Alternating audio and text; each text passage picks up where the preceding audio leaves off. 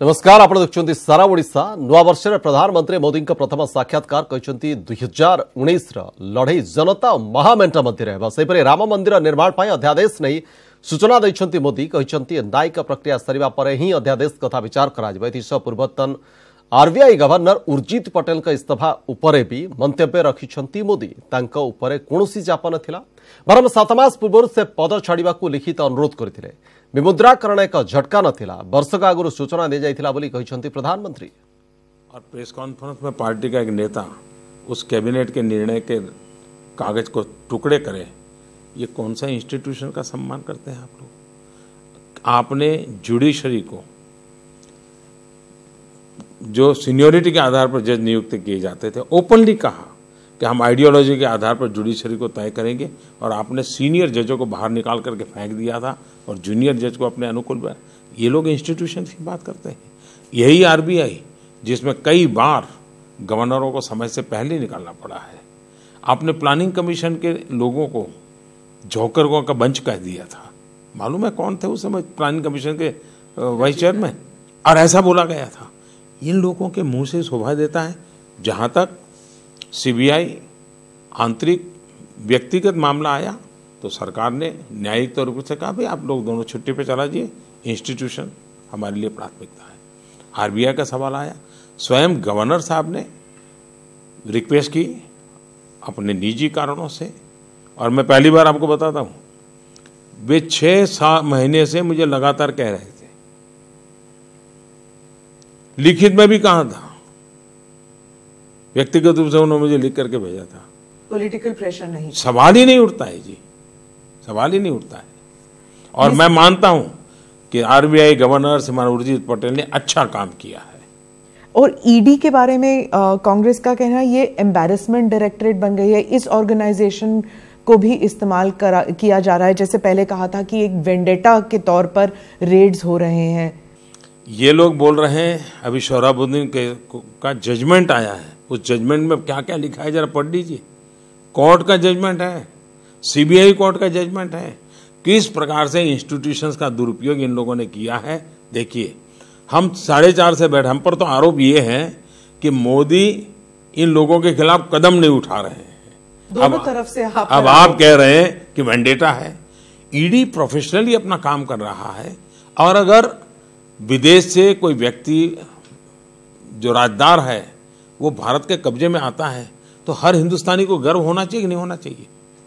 अगर मिशेल को बचाने के लिए कांग्रेस पार्टी का वर्कर वकील बनकर के पहुंच जाए तब चिंता का विषय बनता है, वरना इस देश में तो गर्व होना चाहिए कि चलिए भाई एक राजदार आया है, सही जांच होगी, न्यायिक निगरानी में होगी तो देश का दूध पानी का पानी हो जाएगा।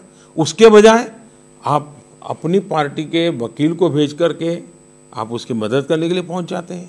चिंता का विषय तो ये है। उन्होंने तो नाम भी ले लिया है, मिसेस गांधी कहा, इटालियन पुत्र कहा। मेरे पास मीडिया रिपोर्ट है, मेरे पास और कोई जानकारी नहीं जी।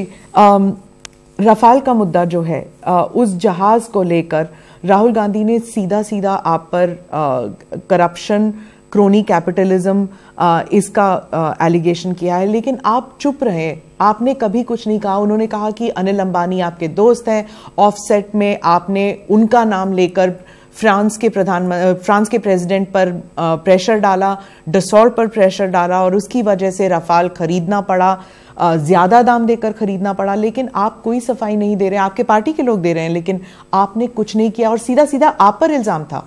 नंबर 1,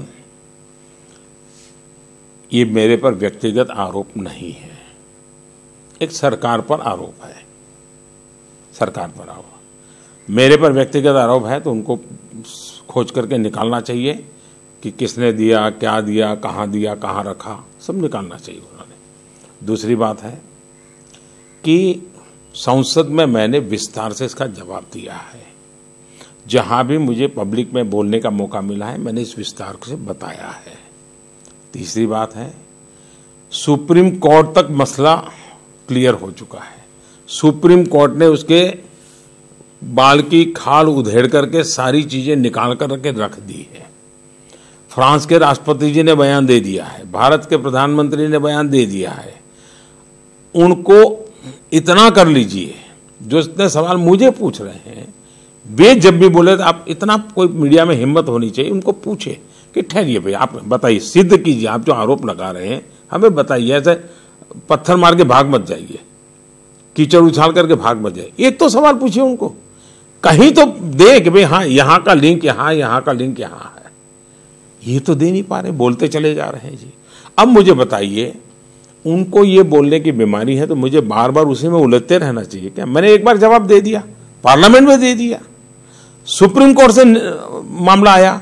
दूसरी बात है, देश में चर्चा ये होनी चाहिए कि आजादी के बाद लगातार डिफेंस डील हमेशा विवादों में क्यों आए हैं? ऐसा कौन सा वर्क कल्चर बना है कि देश में इस प्रकार से डिफेंस डील को ही विवादों में डाल करके हमारे देश की सेना को और दुर्बल करने का षड्यंत्र कौन कर रहा है? क्या कारण है? दूसरी बात है, डिफेंस डील में दलालों को क्या जरूरत है? क्या इन दलालों के बिना डिफेंस डील नहीं होता?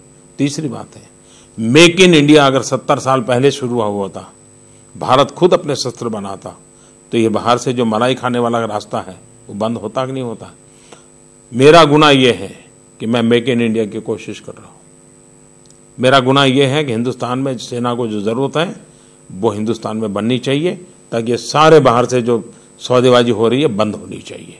और इसलिए मैं लगा हुआ हूं, मैं टेक्नोलॉजी ट्रांसफर करने के लिए लगा हूं, यहां कोशिश कर रहा हूं। दूसरी बात है, जो लोग सेना को दुर्बल बनाना चाहते हैं, आरोप कर मर देते हैं, क्या मुझे मेरे पर आरोप लगे इसकी चिंता करनी चाहिए कि मेरे देश की आवश्यकताओं को पूरा करना चाहिए?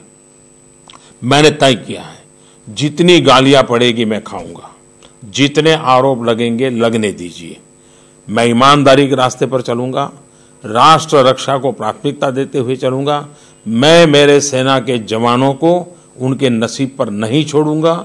उनकी जो भी रिक्वायरमेंट है उसको खरीदना पड़ेगा तो प्रक्रियाओं को तेज गति से चला करके करूंगा।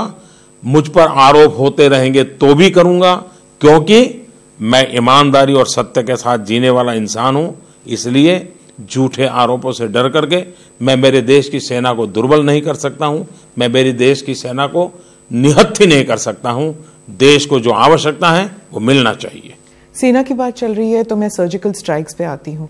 जब सर्जिकल स्ट्राइक्स हुए उसके बाद बहुत से पूर्व सैनिक जो हैं उन्होंने कहा कि सर्जिकल स्ट्राइक्स का राजनीतिकरण नहीं होना चाहिए था, लेकिन हर इलेक्शन में जो उसके बाद जो इलेक्शन हुए हैं बीजेपी उसे एक सक्सेस और एक पॉलिटिकल तौर पर उसका इस्तेमाल कर रही है। क्या ये गलत है? पहली बात है कि मैं स्वयं इस मत का हूं कि सर्जिकल स्ट्राइक का राजनीतिकरण नहीं होना चाहिए, उसमें तो कोई विवाद ही नहीं है। लेकिन जब सर्जिकल स्ट्राइक हुआ तो किसी सरकार के मंत्री ने बयान नहीं दिया है, न प्रधानमंत्री ने बयान दिया है।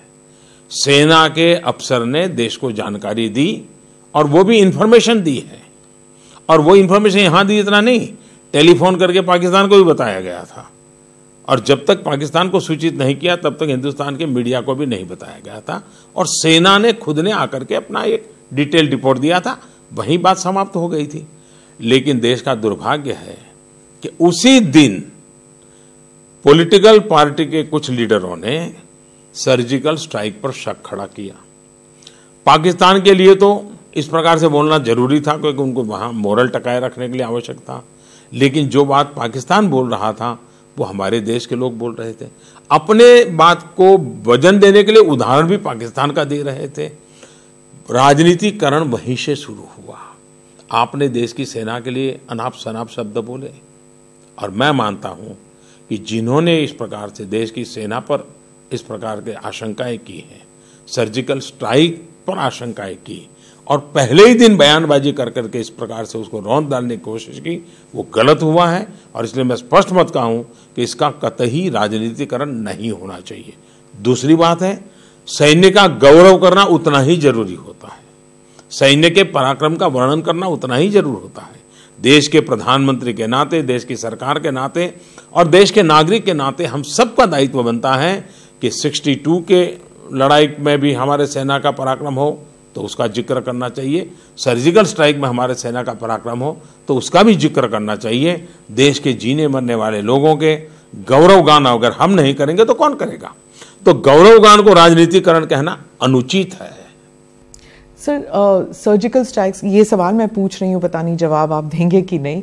जो सर्जिकल स्ट्राइक्स जिस दिन हुआ,